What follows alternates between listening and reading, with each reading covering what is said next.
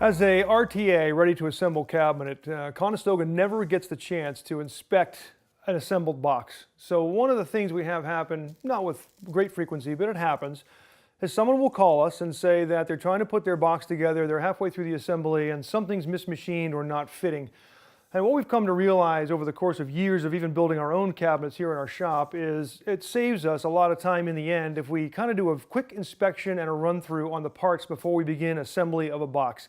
And I'm talking a minute, 30 seconds of time spent to just inspect some parts and measure things before you get going.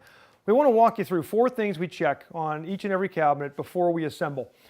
So when you open up, what I've got here is a wall cabinet. Same thing applies to a base or a tall. You're going to have cabinet sides, a front frame, a back, and your top or bottom. And your top or bottom may be in the form of strips if it's a base cabinet versus full tops and bottoms like this wall cabinet has.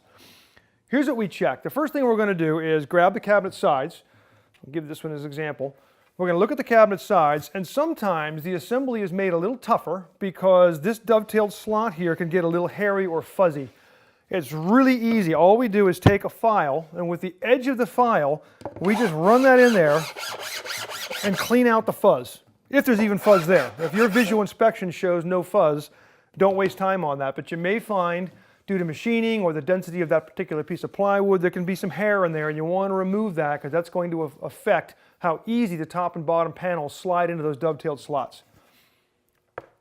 The next thing we inspect is the width of our backs and top and bottom panels. So with our front frame laying there, we can very quickly just hold this up and say, yeah, that looks like it's going to fit. We want the edge of the dovetails, the inner edge where it becomes normal plywood and it's not dovetailed, is just a little wider than the side groove.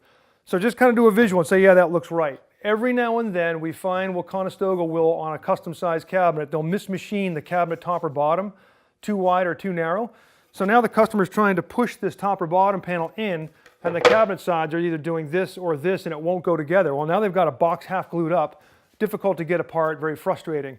We can send you a new top or bottom panel very quickly, just a couple of days. Let's try to catch that right up front. So just do a quick inspection. Yes, it fits. The other thing we check is the location of these splines. So when I am at the point of assembling the box and I'm pushing this down, what we don't want to have happen is these splines being outside of this groove. If the splines are outside of this groove, they're going to be riding up on this piece of wood here, which is not machined. There's no groove for a spline. And what will happen is when that spline contacts the wood, that panel won't seat. All we have to do is take a mallet or a pair of pliers or something and move that spline over, move that spline over. That's only if you see they're going to affect your assembly. Now when I go down in, those splines are way inboard of the edge and I'm inside the meat of my groove and I'm in good shape. So just a visual inspection on the splines. Are they pressed in? Are they in the right location? As far as splines go, you can also check to make sure the splines for your cabinet side panels are all well seated. They're not cocked or tipped. They're not half pulled out. Those kinds of things can affect you when you're assembling the box.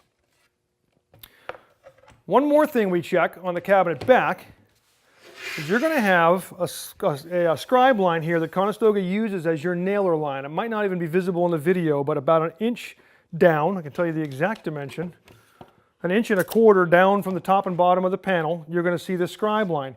Every now and then when they're machining this, the panel will ride away from the machine that's running this scribe line and it will tail off. So what we often will do is we'll visually check that, and if that is not running where it's supposed to, which is in the dead center of that dovetail, if that scribe line is not where it's supposed to, we will just measure it with a pencil and strike our own line and make that our nailing line. But we can very quickly check that with a tape measure before we start seeing nails come through the inside of our cabinet. The last thing you want to check is just overall part quality. This is a wall cabinet that we've had kicking around, but here's an example where before I even start assembling, I can see I've got some plywood that actually started flaking off, some shipping damage going on here. I don't want to assemble that box if I know when I get done I now have to replace the whole cabinet versus just this side panel.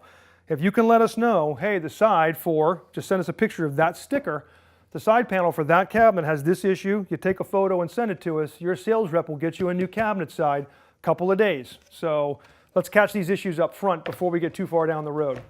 If you ever have any issues, we do have some tricks to get front frames off. If you find a front frame is damaged once you put it on the cabinet, we do have some tips we can give you. So always give your sales rep a call if you're having any assembly issues at all. You can reach them at 888-211-6482. And as always, thanks for watching.